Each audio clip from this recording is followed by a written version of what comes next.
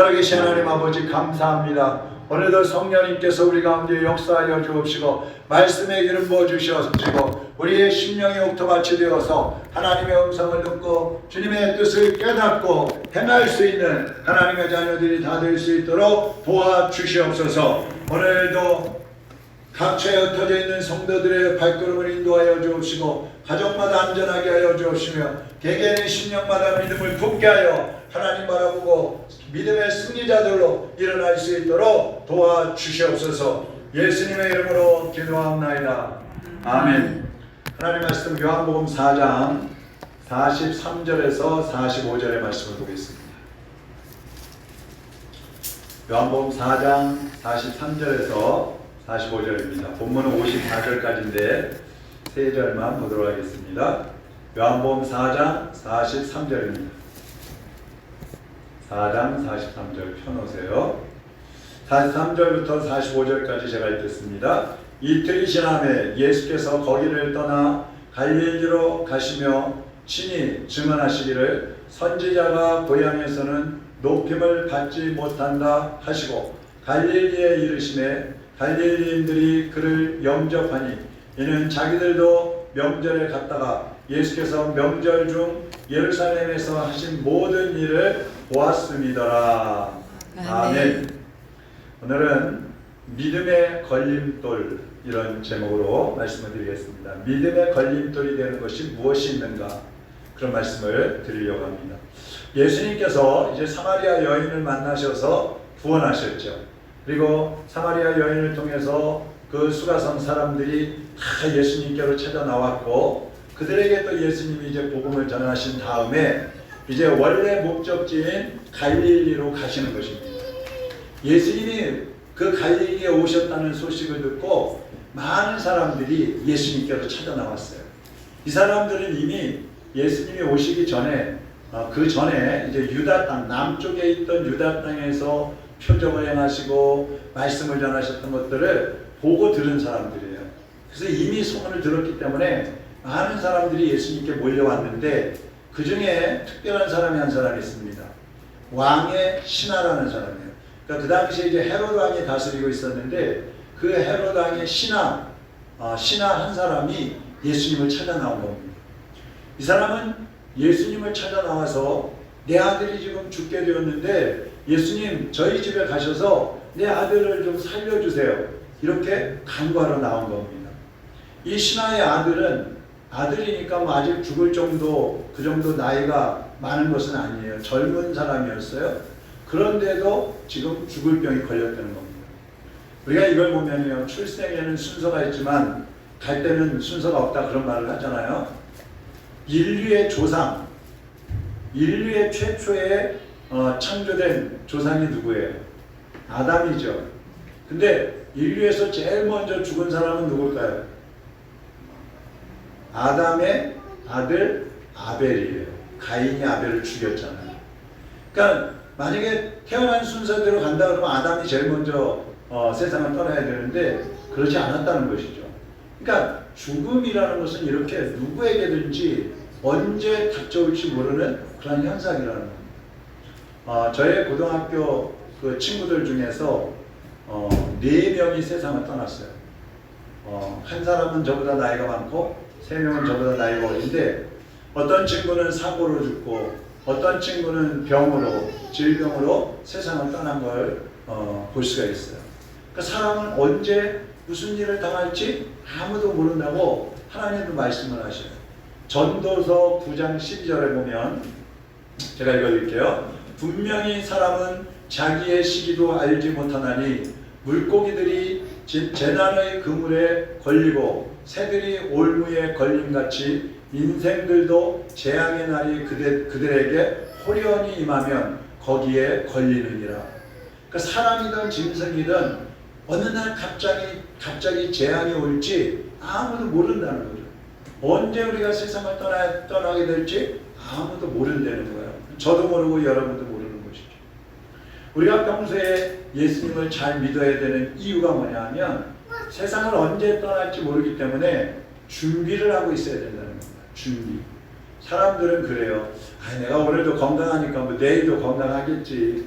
내가 올해 이제 나이가 뭐 아직 70도 안 됐으니까 내년에도 뭐 살 수 있겠지. 그렇게 생각을 하면서 사는 거예요. 그러니까 준비가 안 돼 있어. 그래서 내가 원하는 대로 세상에서 살다 보면 어느 날 갑자기 예수님께서 너 이제 그만 살고 와라. 그러면 그 다음 날이라도 갈 수가 있는 거예요. 제가 아는 목사님이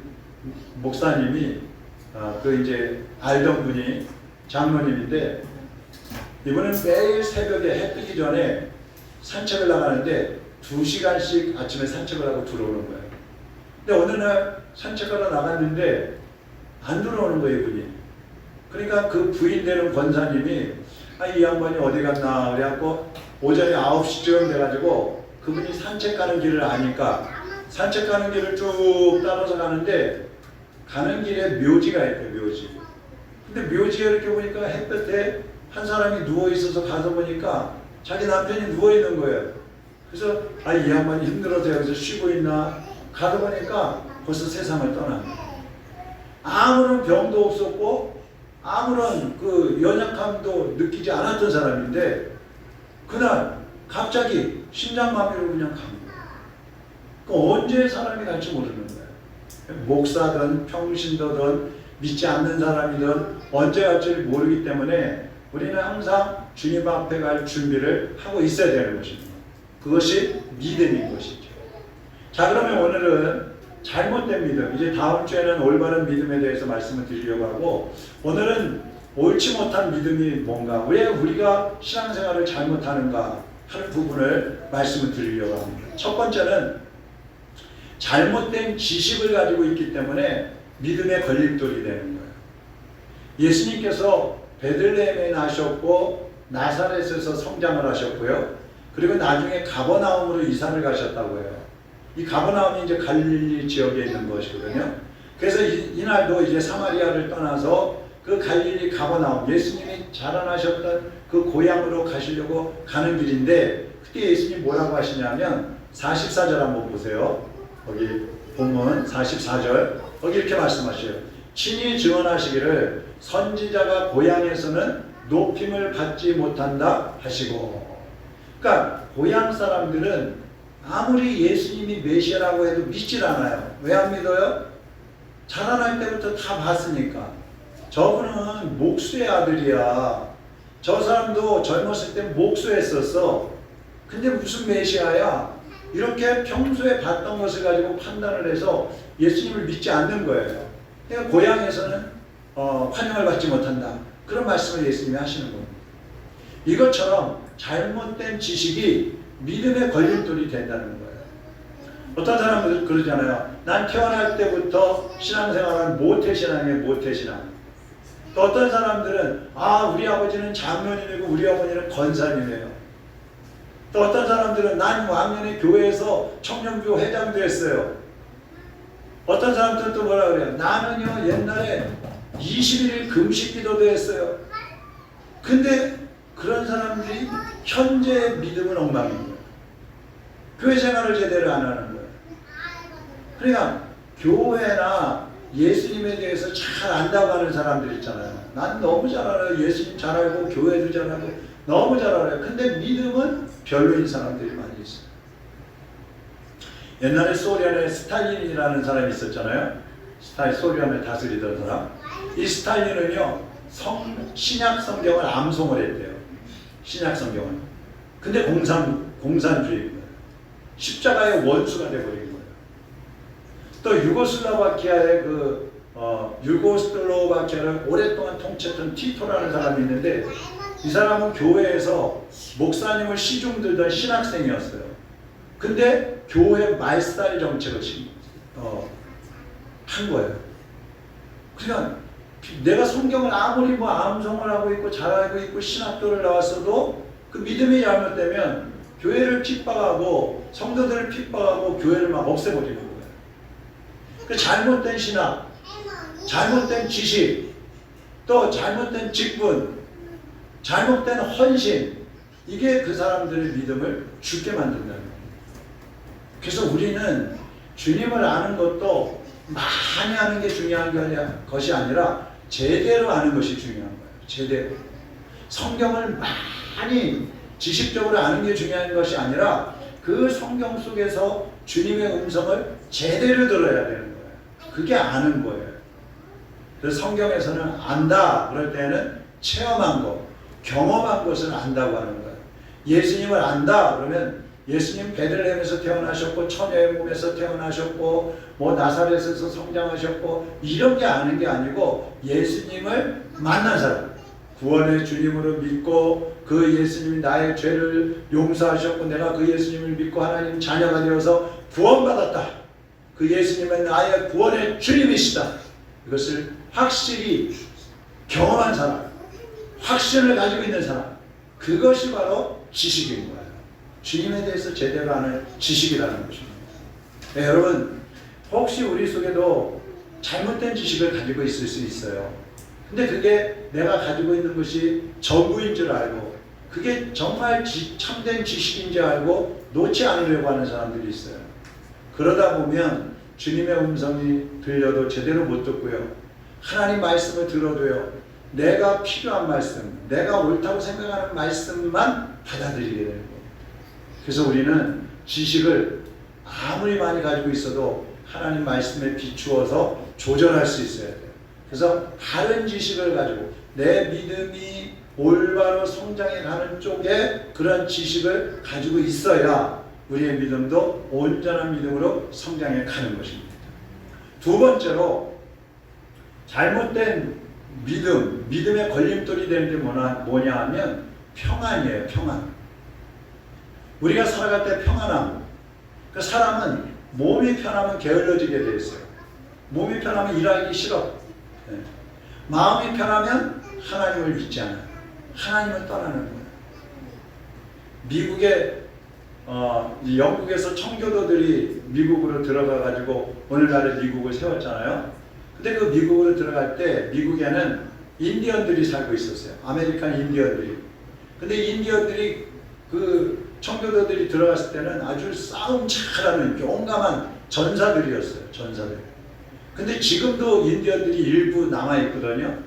근데 그 인디언들은 사는 곳이 정해져 있어요. 일정한 지역에서 살게 하고 미국 정부에서 보조금을 주는 겁니다. 이렇게 하니까 이 사람들이 보호도 해주지, 먹고 살 거 다 주지, 쓸 돈도 다 주지, 그러니까 일을 안 하고 훈련을 안 하고 그러니까 지금은 아주 연약한 사람이 되어버리고 하는 거예요. 때로는요 고난이 사람을 강하게 만드는 것입니다. 여기 왕의 신하가 나온다 그랬잖아요. 이 신하도요 한낱 목수에 불과한 그 예수님께 나올 일이 없는 사람이에요. 평소에는 높은 권력을 가진 사람인데 뭐하러 예수님을 찾아오겠어요. 그런데 아들이 죽어가니까 할 수 없이 예수님을 찾아 나와서 무릎을 꿇는 겁니다. 마태복음 8장에 보면 백부장이 나와요. 백부장. 이 사람도 로마의 백부장이기 때문에 권력가예요. 그런데 자기 하인이 중풍병에 걸려서 죽게 생겼다고 예수님께 나와가지고 예수님 모셔서 제 하인을 좀 고쳐주세요. 예수님께 나온 거예요. 회당장 야이로라는 사람이 있어요. 이 사람은 회당장이니까 또 역시 높은 사람이에요. 그런데 자기 딸이 죽게 됐으니까 예수님 보고 와서 고쳐달라고 와서 무릎을 꿇습니다. 체면 때문에도 예수님께 나오지 않는 그런 사람들인데 할 수 없이 고난이 오니까 예수님을 찾아 나오는 것입니다. 그런데 이 사람들이 예수님께 나온 것은 문제가 생기니까, 고난이 생기니까 나왔다는 거예요. 문제가 생기기 전에, 고난이 생기기 전에 하나님께 나오면 더 좋잖아요. 그런데 평안할 때는 하나님을 찾지 않다가 고난이 오거나 문제가 오면 급하면 그때서 하나님을 찾는다 이 말이에요. 근데요 어떻게 보면 평소에는 편안할 때 하나님 찾지 못하더라도 고난이 왔을 때라도 주님 앞에 좀 나왔으면 좋겠어요. 근데 그것조차도 그래도 안 나오는 사람들이 있어요. 그런 사람들 보면요 제가 우리 교인들 말고라도 조마조마해요. 저러다가 정말 고난이 오면 어떡하지? 조금 있으면 말씀드리겠습니다. 저러다 정말 하나님에게 징계하시면 어떡하지? 사랑의 매를 드시면 어떡하지? 더 아플 텐데 빨리 나오면 좋겠는데. 조마조마한 사람들이 있어요. 하나님께서는요, 고난이 오면 사람을 의지하지 말라고 그랬어요. 시편 146편 3절에서 5절에 보면 제가 읽어드릴게요. 귀인들을 의지하지 말며 도울 힘이 없는 인생도 의지하지 말지니 그의 호흡이 끊어지면 흙으로 돌아가서 그날에 그의 생각이 소멸하리로다. 그리고 5절에 야곱의 하나님을 자기의 도움으로 삼으며 여호와 자기 하나님에게 자기의 소망을 두는 자는 복이 있도다. 할렐루야. 하나님을 힘으로 삼고 하나님께 소망을 두는 사람은 복이 있다 그랬어요. 근데 사람을 의지해 보세요. 우리가 문제가 터지면 주변에서 이거 도움 청할 사람 없나 찾잖아요. 돈 문제가 있을 땐 돈 많은 사람 찾고 어떤 이 권력적으로 도움을 필요한 사람은 좀 높은 자리에 있는 사람 없나 찾고 법적으로 잘 안 되는 문제가 있으면 법조인을 찾고 또 좀 지혜가 부족하면 지혜에 있는 사람을 찾고 그래서 뭔가 도움을 받으려고 한단 말이죠. 근데 모든 사람은 다 똑같다 그랬어요. 다 똑같아요. 아무리 능력이 있어 보이는 사람도 부자라 할지라도 권력이 있는 사람이라 할지라도 호흡이 끊어지면 끝이죠. 끝이. 저 다리 밑에서 거지로 사는 사람이나 저 대통령실에서 대통령으로 살던 사람이나 죽으면 다 똑같아요. 죽을 때는 다 빈손으로 가고 아무런 힘도 쓸 수가 없는 거예요. 그래서 우리가 하나님 말씀하시는 것은 사람을 의지하지 말고 도울 힘이 없는 사람을 의지하지 말고 힘이 되시고 소망이 되시고 구원이 되시는 전능하신 하나님을 의지하라고 하는 것입니다. 고난은 사람을 단순하게 만들어요. 그리고 겸손하게 만드는 거예요. 교만했던 사람도요, 교만이 오면 꺾여지는 것입니다. 자신만만하던 사람도요, 문제가 터지면 그때 예수님 앞에 와서 무릎을 꿇게 되는 거예요.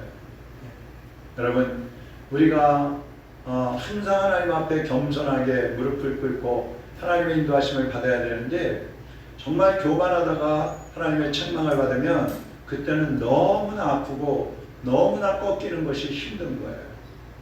시편을 여러분이 이제 얼마 전에 다 지나가셨죠? 다 읽으셨죠? 그 시편에 보면 다윗의 시가 많아요. 다윗이 쓴 거. 근데 다윗이 시편을 썼을 때 한번 찍어보세요. 궁궐에 왕으로 있을 때 쓴 게 많겠어요? 광야에 도망 다니면서 쓴 시가 더 많겠어요? 어떤 게 더 많겠어요? 네? 광야에서 쓴 게 대부분이에요. 대부분. 왜 그럴까요? 힘들고 어려울 때 오히려 더 하나님을 깊이 만나게 되더라고요. 힘들고 어려울 때. 여러분도 그렇지 않으세요? 다윗이 궁궐에 있을 때는요, 막 암투가 벌어지고 분열이 있고 싸움이 있고 뭐 난리도 아니었어요. 근데 광야를 갈 때 막 도망다니고 죽을 위기가 있을 때는 아이고 하나님 살려주세요. 아이고 하나님 나의 힘이십니다. 하나님만이 나의 소망이십니다. 막 하나님을 찾는 거예요. 그 시가 저절로 나오는 거예요. 그렇기 때문에 고난이 오기 전에 더 평안할 때 더 경건하게 살면서 하나님께 집중을 해야 되는 것입니다.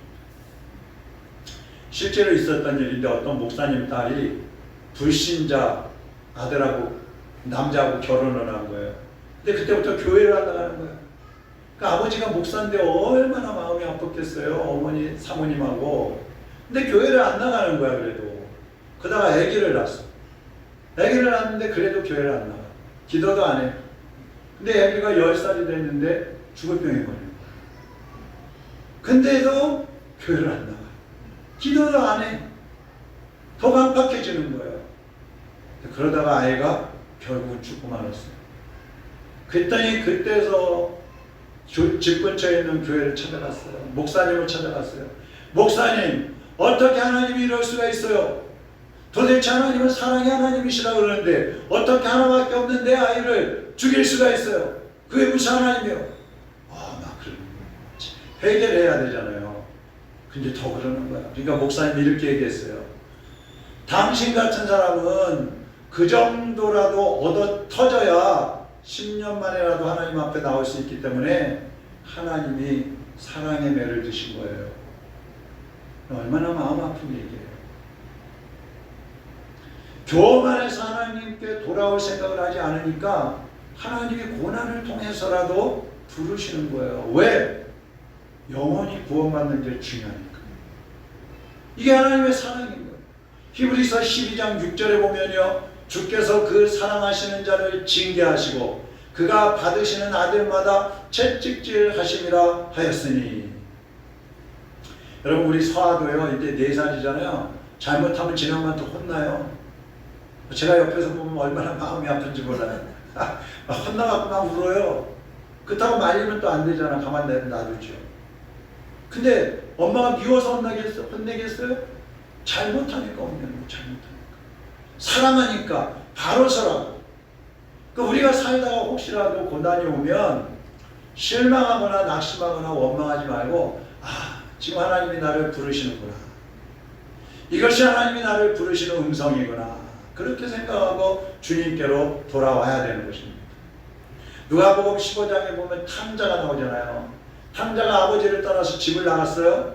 그런데 나중에 다시 돌아오잖아요. 왜 탕자가 집으로 돌아왔어요? 왜 아버지 앞에 돌아왔을까요? 탕자가 배가 고파서 왔어요. 배가 고파서.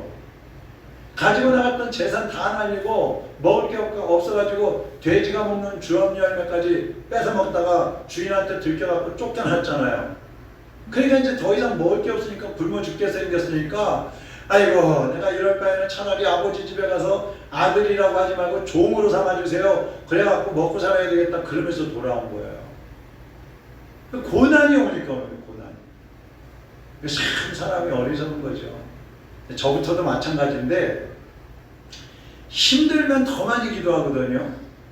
근데 교회가 여기 밑인데도 힘들지 않으면 기도를 덜 하게 되는 거예요. 어떨 때는 제가 스스로 깜짝 놀라죠. 야, 편안할 때, 문제 없을 때 더 기도해야지. 내려오는 거예요. 사람은 참 어리석어요. 왜 꼭 고난이 와야지 기도를 해요? 미리 기도하면 고난이 피해갈 텐데, 고난을 예방할 수 있는데. 할렐루야. 우리 아버지 하나님은 사랑의 하나님이십니다. 그 하나님의 고난이 오기 전에, 우리에게 어떤 문제가 터지기 전에, 평안할 때, 안전할 때, 건강할 때 더 하나님을 의지하고 더 믿음으로 굳게 서서 하나님이 주시는 참된 평안을 누리시기를 바랍니다. 세 번째로 우리가 믿음의 걸림돌이 되는 게 뭐냐면 내 고집스러운 방법 때문에 그러는 거예요. 내 고집대로 믿기 때문에 그래요. 자, 본문 47절 한번 보세요. 47절. 그가 예수께서 유대로부터 갈릴리로 오셨다는 것을 듣고 가서 청하되 내려오셔서, 지금 신하가 말하는 거, 왕의 신하, 내 아들의 병을 고쳐주소서 하니 그가 거의 죽게 되었습니다. 자, 신하는 예수님께 왔어요. 예수님, 제 아들이 지금 다 죽어가는데 저희 집에 가셔서 제 아들에게 손 얹고 안수기도 좀 해주세요. 이렇게 했어요. 그러니까 표적을 보여달라 이거, 표적. 그런데요, 마태복음 8장에 아까 그 백부장 있잖아요. 이 사람은 그렇게 하잖아요. 예수님, 제 하인이 지금 다 죽어가고 있는데 제 하인이 살아나라고 말씀만 해주세요. 저희 집에 안 가셔도 괜찮습니다. 여기서 말씀만 해주세요. 그러면 제 하인이 살아날 것을 저는 믿습니다. 근데 정말 거기서 말씀만 했더니 그 하인이 살아났거든요. 얼마나 상반된 믿음이에요. 이 왕의 신하하고 그 백부장의 믿음하고. 그러니까 예수님은 이 신하에게 집에 가서 제 아들 좀 고쳐주세요. 그러는 그 사람에게 이렇게 말씀하셔요. 가라, 내 아들이 살았느니라. 가라, 너 혼자 가. 네 아들 벌써 살아났어. 걱정하지 말고 가. 그러시는 거예요. 그럼 여기서 잘 봐야 될 게 있어요. 이 왕의 신하가 원하는 건 뭐예요? 예수님을 모시고 집으로 가는 거예요. 아이에게 직접 가서 손을 얹으시든지 끌어안고 기도해 주시든지 예수님이 직접 보고 기도하달라는 거예요. 근데 예수님은 어떻게 하셔요? 가시지 않고 네 아들이 살았다. 말씀만 해주시는 거예요. 말씀만. 그런 집으로 가라는 거예요. 그러니까 여기서 우리가 알 게 요즘도 사람들이 자기 주장이 강하잖아요. 요즘 사람들이. 그래서 믿음 생활도 신앙생활도 자기 방법대로 하려고 그러는 거죠. 예수님의 방법이 아니고 자기 방법. 예수님이 원하시는 그런 방법이 아니라 내가 원하는 방법, 내가 원하는 계획, 내가 원하는 순서 이대로 자꾸 하려고 그러는 거예요. 만약에 여러분에게 어떤 문제가 생겨서 저한테 와가지고 목사님 저희 집에 가서 예배 좀 드려주세요. 근데 제가 아유 괜찮아요. 하나님이 고쳐주시니까 가세요. 그럼 여러분 뭐라 그러시겠어요? 아 무슨 저런 목사가 다 있어. 나 이 교회 이제 안 다닐 거야. 아마 그럴 거예요. 대부분. 근데 신하는 어떻게 했어요? 가라. 내 아들이 살았다 그러니까 이 신하는 집으로 가는 거야. 집으로 가는 거야. 그때 어떤 역사가 일어났느냐? 자 53절 한번 보세요. 53절 같이 한번 읽어보겠습니다. 그의 아버지가 예수께서 내 아들이 살아있다 말씀하신 그때인 줄 알고 자기와 그 온 집안이 다 믿으니라. 집으로 막 가는 거예요. 아들이 살았다고? 정말 살았을까?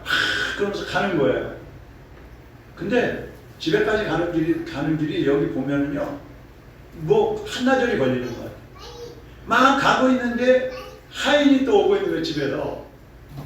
아들 어떻게 됐니? 살았습니다. 언제 살았어? 몇 시에 살아났어? 어젯밤에요. 7시에 살아났어요. 계산해 보니까 그 7시가 예수님께서 네 아들이 살았다 했던 그 시간인 거예요. 그 시간. 할렐루야. 그러니까 온 가족이 예수님을 믿었다 그랬어요. 온 가족. 예수님은 우리의 죄와 우리의 고난 때문에 채찍에 맞으셨고요. 십자가에 달려 돌아가신 분이에요. 그래서 우리가 고난 중에 있을 때 어떤 문제에 부딪혀 있을 때에 주님 앞에 나가면 주님이 그 고난을 대신 져주시고 주님이 우리에게 큰 구원의 은혜를 베풀어 주시는 것입니다. 성도들의 신앙이 성장하지 못하는 이유가 뭐예요? 자기 방법대로 믿으려고 하기 때문에. 봉사를 해도 내가 원하는 방식으로 하려고 해요. 계획을 해도 내가 원하는 계획대로. 그렇게 해야 직성이 풀려요. 그래서 다른 성도들과 막 대립하고 싸우는 경우도 있다는 거예요. 싸우는 경우. 특별히 김장할 때 잘 싸운다 그러잖아요. 주방에서. 내가 해왔던 그런 방식이 아니고 내가 원하는 그런 순서가 아니더라도 주님과 이웃을 위해서라면 내가 양보하고 주님께 순종을 해야 되는 것입니다. 여러분의 신앙이 제대로 성장하고 더 큰 하나님의 일을 하기 위해서는 여러분의 방식을 내려놓고 고집하지 말고 성도들과 마음을 같이 해야 됩니다. 하나님의 방법이 무엇인지 깨닫고 순종해야 되는 것입니다. 그러면 모든 사람들에게도 본이 되고 하나님께도 인정을 받고 더 크게 쓰임을 받게 되는 것입니다. 이제 여러분 속에 혹시 잘못된 지식은 없는지 살피셔서 예수님을 바로 알아가는 데에 힘을 쓰시기를 바랍니다. 또 여러분의 방식대로 방법대로 오늘까지 믿어왔다면 이제 하나 내려놓고 주님이 원하시는 방법대로 주님의 뜻대로 순종하면서 나가시기를 바랍니다. 그리고 지금 평안하더라도 지금 평안할 때에 하나님을 더 의지해서 하늘의 평안과 기쁨을 누리시고 어떠한 고난이 오더라도 주님이 막아주시고 예방하시고 우리에게는 승리케 하시는 그 놀라우신 은혜를 누리시기를 주님의 이름으로 축원합니다. 축원합니다. 하나님 아버지 감사합니다. 오늘도 주신 말씀을 우리의 마음판에 새기고 돌아갈 때에 성령님께서 우리의 심령에 깊이 뿌리 내려지게 하여 주옵시고 특별히 이제 우리의 믿음 생활에 걸림돌이 되는 일들이 있다면 그것들을 주님 앞에 다 내려놓게 하여 주옵시고 우리 속에 주님을 섬겨가는 데 걸림돌이 되는 것들이 있다면 하나하나 끌어내어서 십자가에 다 못 박아버리고 오직 하나님의 뜻을 따라 순종하며 성도들과 마음을 같이하여 하나님의 영광을 드러내는 복된 성도들이 되게 하여 주시옵소서. 돌아가는 발걸음도 인도하여 주시고 내일 특별히 태풍과 비 피해가 없도록 우리 성도들의 가정을 지켜 주시옵시고 대한민국의 모든 국민들의 가정과 생명과 한 사람 한 사람의 삶을 주장하시고 보호하여 주시옵소서.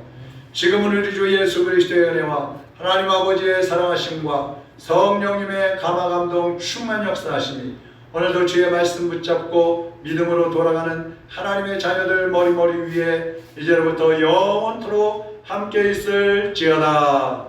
아멘.